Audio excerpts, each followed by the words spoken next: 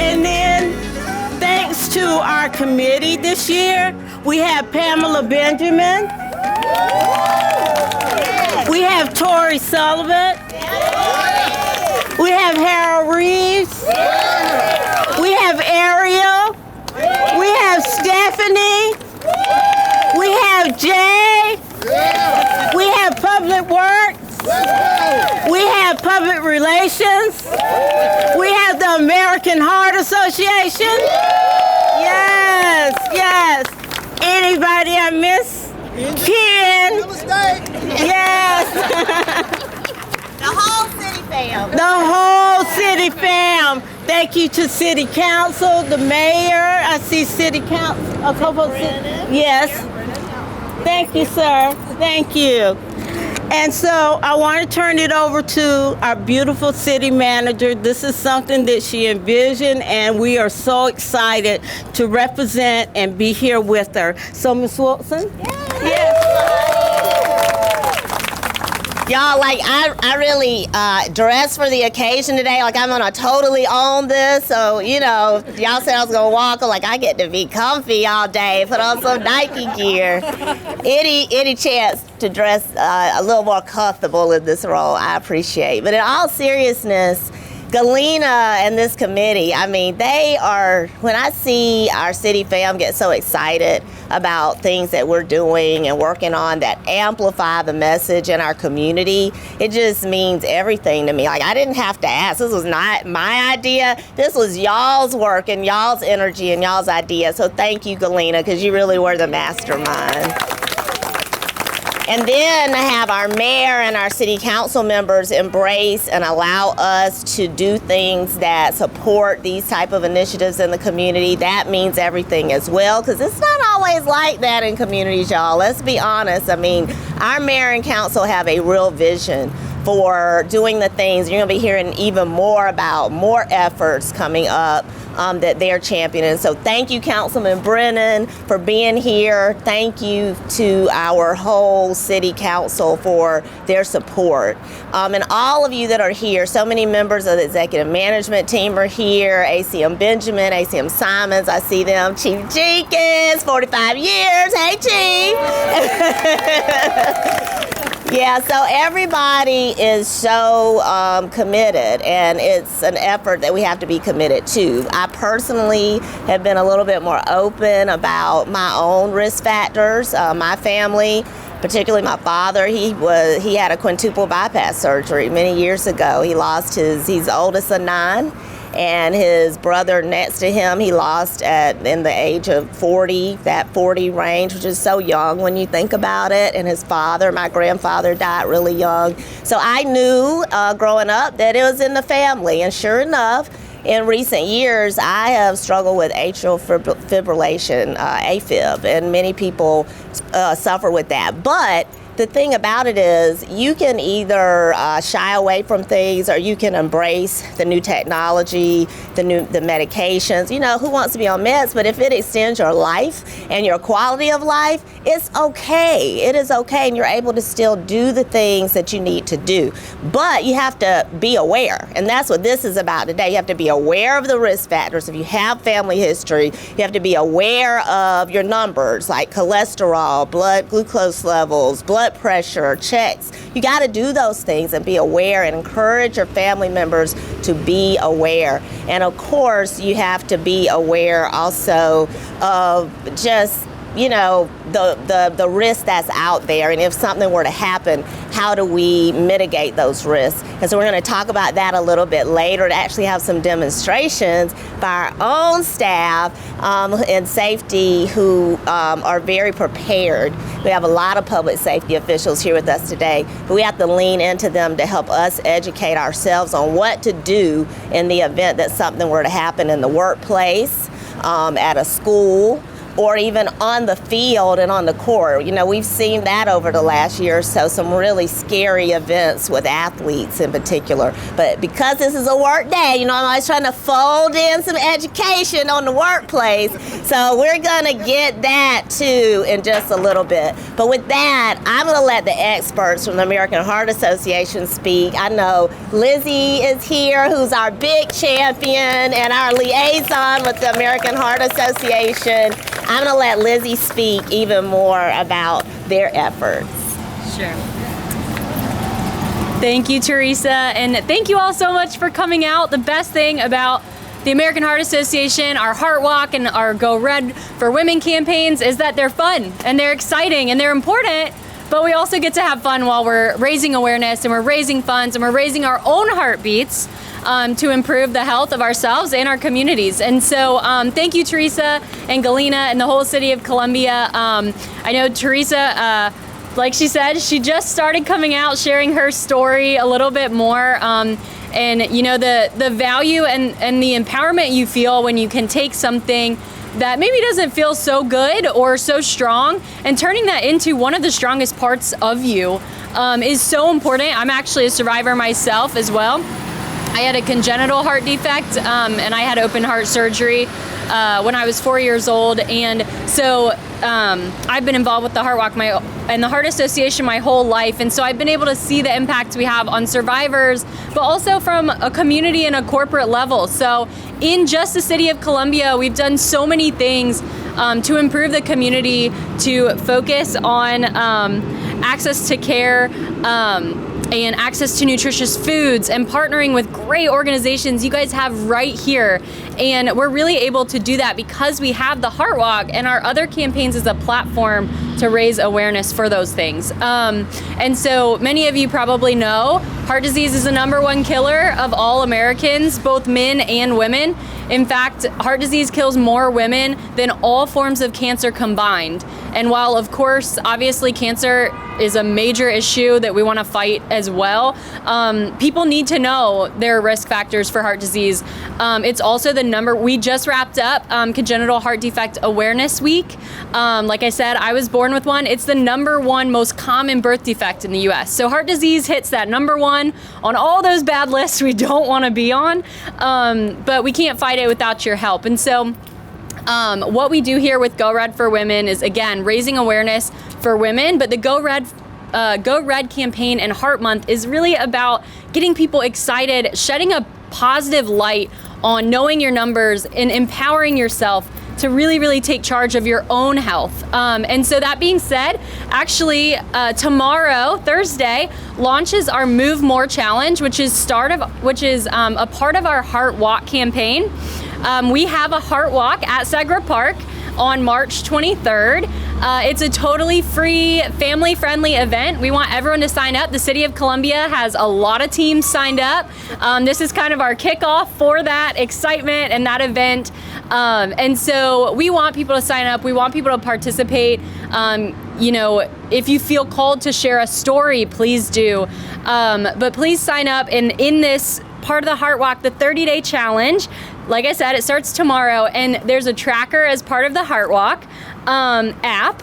And again, totally free to participate in, and it's really encouraging people to build healthy habits. So if you're taking 30 days and you're making that conscious effort to live a healthier lifestyle, making small changes to make a big impact in your life, you'd be surprised at the changes you can make. So anyway, I'll kind of let that be my spiel in a very quick few minutes, and I'll turn it back over to my friends. Thank you, Lindsay. Thank you guys so much again. And thank you for sharing. Of course. Yes. Thank you. Yes. This is awesome.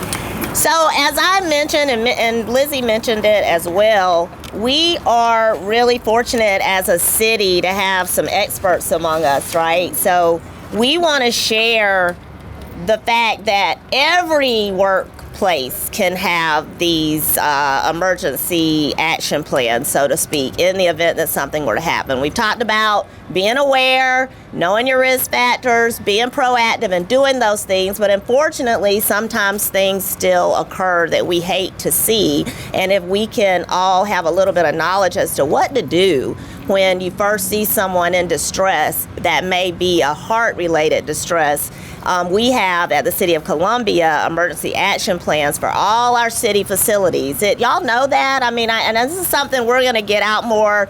Emergency Management Director Harry Tinsley, he couldn't be here today, and our Safety and Risk Director Demetrius Rump have worked really hard to have ambassadors across the city who are trained and educated on this. And so we're going to be getting that word out. But the plans are all hazards plans for any type of wide range of emergencies that could occur. But we do have AEDs installed and signage at our city facilities, and they're in a conspicuous location near an elevator or an entrance or exit, and they're mounted to the wall, and they live in these designated cabinets. So I know Prentice is going to talk about that in a minute, but we try to have at least one unit on each floor of city facilities to include our parks and recreation locations, as well as locations where city employees work and citizens do business with our city. Demetrius has safety coordinators, as I mentioned, for each department, and they coordinate these programs. And he and his safety team just completed an initiative actually at the Rapid Shelter Columbia, which, you know, I love that. That's another one of our great projects here at the city. And Kamisha Hepard, our director over homeless services, their group have learned first aid and AED training with the AEDs also installed down at Rapid Shelter. So that will help with our unsheltered population and those folks who are sometimes in crisis. So with that, we are going to turn it over to Prentice Brooks, our safety and training coordinator with Columbia Water. And if y'all can look that way, he's actually going to give some great information and a demonstration right now, y'all. As you said, I'm Prentice Brooks. I work with Columbia Water. I have been CPR, AED, first aid trained through the National Safety Council for over 10 years. During my tenure here at the city, it's coming up on 30 years, I've taught this class several times. And after teaching this class, periodically I would have someone come up to me and say, I coach for AAU basketball. After taking your class, you had a young man fall out during the game. I had to perform CPR on him that night. I had another individual tell me that I went home that night after your class and my son passed out in the bathtub. I had to perform CPR at night on my son. I had a young lady tell me I went home and my husband was sitting on the edge of the bed, he was eating. All of a sudden he stopped talking. He started choking. I had to perform the procedures that I learned in the class that night. So these procedures are life-saving procedures that you can learn, right? Who out here is already trained in CPR, AED, first aid? Great, that's awesome. But you know there's a stigma that comes along with this training, right? And people don't necessarily want to get involved. Who can tell me one stigma? Give me one. Somebody said, And you won't do it right. you won't do it right. You're afraid. You're afraid to be sued, right? A lot of that comes with being educated, right? Understanding the laws of South Carolina, understanding the correct procedures and how to do this, right? And before you this morning, someone, one of the things people say also is afraid of contracting diseases, right? There are barriers against that. We have barriers when you have to do rescue drills, gloves protect you, right? Those are the things that you can use. Right? We made mention earlier about AEDs, right? AEDs has been spread out throughout the city of Columbia. How many know how to use it? How many have been trained on it, right? So let me ask this. In your training, was it very hard to use the AED? No, right?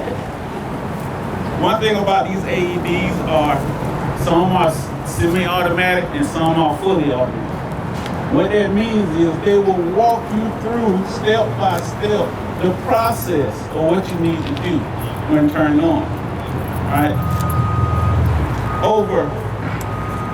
It's been installed in over 350,000 people in the U.S.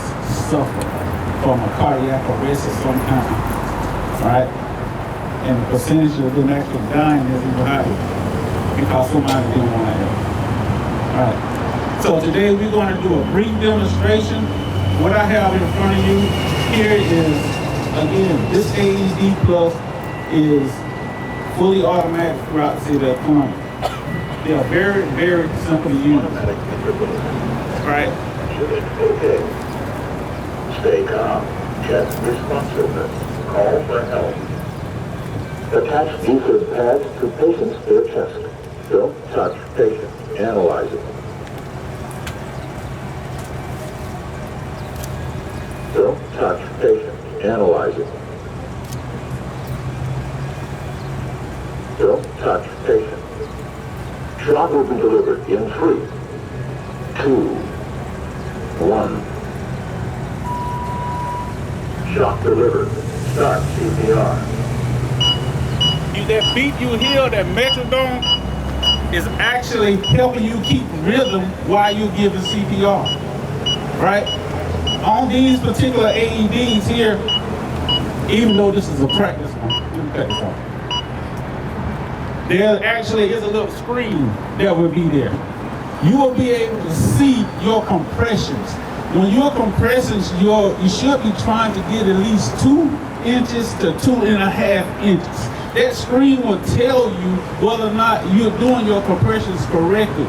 The AED will talk to you and tell you to push harder because you have to keep a time when you're doing CPR, right?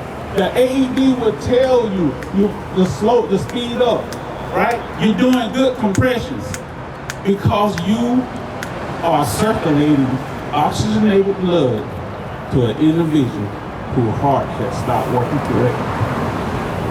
You become a lifeline when doing it. All right?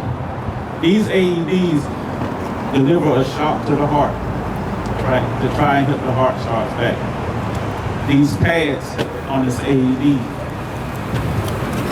has diagrams on it. It shows you where to place the pads. It shows you the center where to place your hands when doing compressions, right? Now, for somebody like me, I got a little bit more chest, right? The actual ones that's in the bottom, they extend out, right? So they can use them on there. Using these AEDs, don't let it scare you, right? Don't let it scare you. They're, like I said, they are made to help you possibly save someone's life, right? Inside of the AEDs, there's a packet. Inside of this packet, you will find scissors, razors, a towel, wire. Number 1, you need a dry surface. The pads need to stick. You need a dry surface. Number 2, there are scissors to cut away any clothing. There should not be no metal in between these pads. It's an electrical shock, right? All these are in these packets inside of the AED. Right? When using them, it tells you, everybody back off. Who knows why?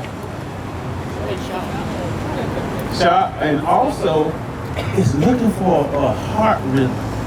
If the AED picks up your heart rhythm, it throws it off. So you need to be away. Nobody needs to be touching the body during that time. All right?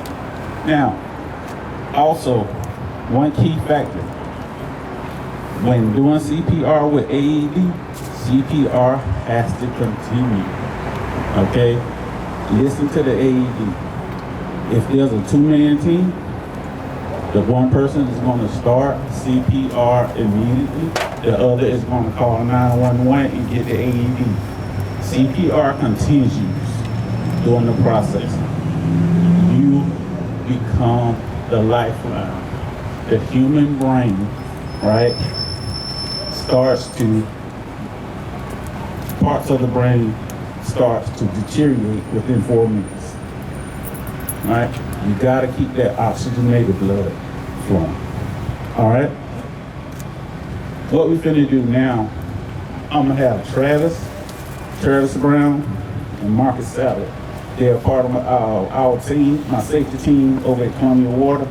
We're gonna do a small demonstration on what needs to take place when something occurs. So step one, usually, when something occurs, you come up on the scene, someone is laid out. What's the first thing you need to do? Anybody know? Check the scene. He or she has to check the scene because we don't need 2 people laying out. We don't need 3 people laying out. Check the scene. Make sure it's safe for you to go in. All right. What's the next thing?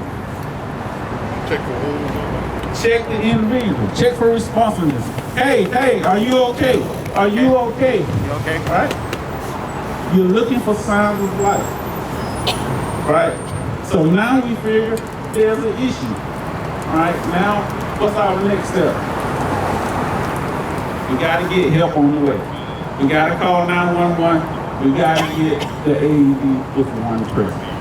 All right? Hey, Travis, call 911. Get the AED.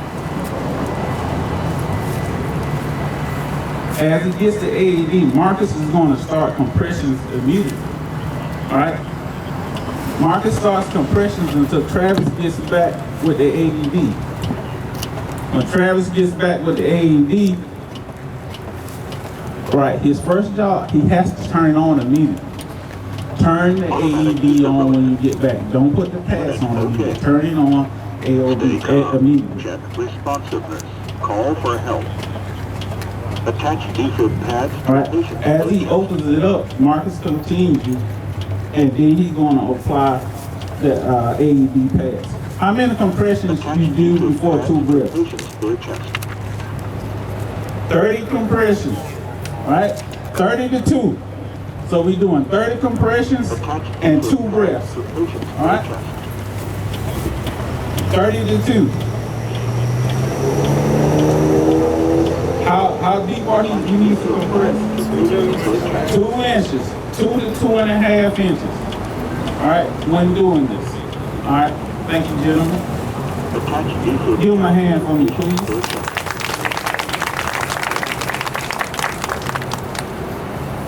Ladies and gentlemen, when doing these acts, I know it can be scary, adrenaline is flowing, but if you're performing CPR on someone, you could possibly be the one to save that individual's life.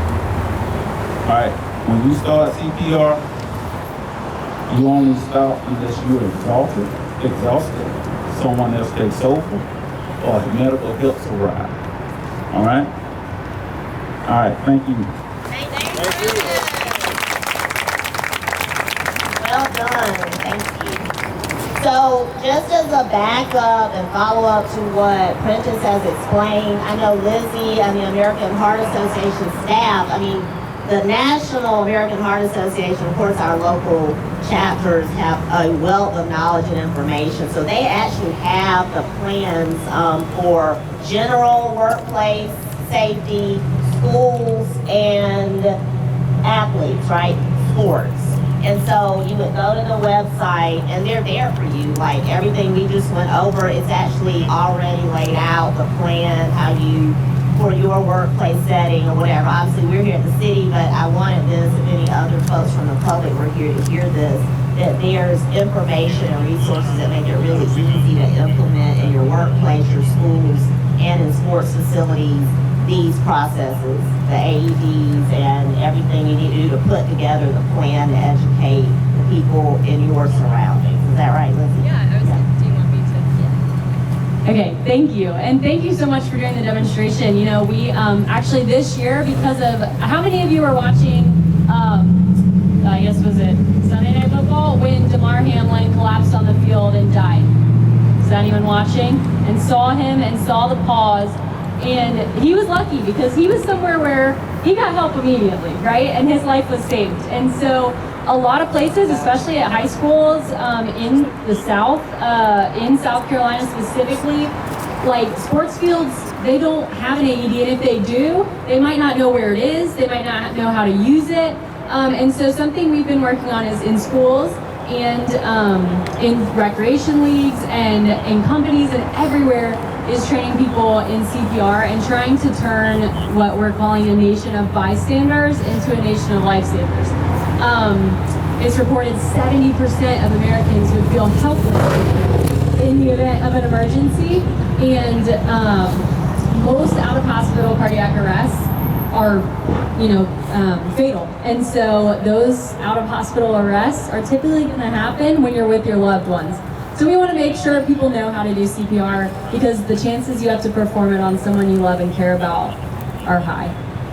So please, thank you again for sharing that. And yes, please check out CPR. And you don't have to be fully trained. Just learn even just the life-saving steps of hands-only CPR. If you know how to do the compressions like they just taught you and know how to use the AED, the victim's chance of survival is 3 times higher. Just doing compressions and using the AED will save their life. So, thank you. All right, Galena, so what's next? Okay. So next, we had a contest, a City of Columbia t-shirt contest where we had employees to design t-shirts. So Ms. Wilson and I are going to announce the winner, but no, everybody that entered the contest, you are a winner. And we appreciate you so very much. So we're going to announce the winner, but we do want to say who entered the contest. So let me just say that real quick. Is that okay? So, the staff that entered the contest was Autumn Carson from Street Division. And if you're here, raise your hand, please. Linda Myers, CPD. Cassandra Moody, Drew Wellness. Joseph Harris, TNDC Development. Sybil Williams, HR. Adam Scott, Community Development. Jessica Jackson, CPD. Tracy Chapman, Parks and Rec. Anybody here? Are you here? Yay! Thank you so much again. And to announce the winner, but wait a minute, Miss Wilson. It was hard. They were all so good. So, we had to choose 2 because I couldn't make up my mind. But they were all great. But the 2 winners are... the tic-tac-toe. Jessica Jackson from CPD. Yay, Jessica. And Tracy Chapman from Parks and Recreation. Yay! So, because, is that Captain Yates back there? Yes, let me give a shout out. She had her all red dress event, y'all, a while ago, which was excellent. But, again, a little nod to eating healthy, and I even heard on the Today Show this morning, this Mediterranean diet, right, that people are saying is really good for mitigating these risk factors we're talking about. So, in Columbia, y'all familiar with Tzatziki's restaurant down in the Garner Mary area across the hill? They have some great food, y'all, and so I went ahead for these winners and got some gift cards. In addition to, Galena is going to give them the first shirts, and we're going to give them and they're not here, we'll make sure they get their prizes. Gift cards to Tzatziki's to encourage that Mediterranean diet and healthy living and eating, as well as they get the first shirt. So we're really thankful for the participation. This was just our way, y'all, a small way in our stream and sphere of influence to encourage people to think about these things, try to do the right thing, to be educated on what to do. Thank you, gentlemen. and just support each other. So thank y'all. We appreciate you being here. Thank you, thank you, thank you.